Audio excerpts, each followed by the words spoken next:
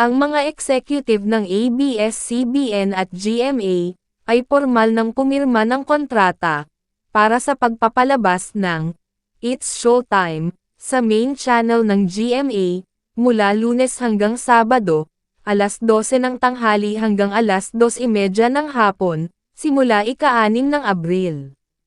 Present sa contract sign ng event, nitong Miyerkules ang hosts nitong sina Vice Ganda, Ann Curtis, Kim Chu, Bong Navarro, Jong Hilario, Karil, Ogie Alcacid, Ryan Bang, Jogs Hugueta, Teddy Corpuz, Ayon Perez, Amy Perez, MC, Lassie, Darren Espanto, Jackie Gonzaga, at Sean Dominguez.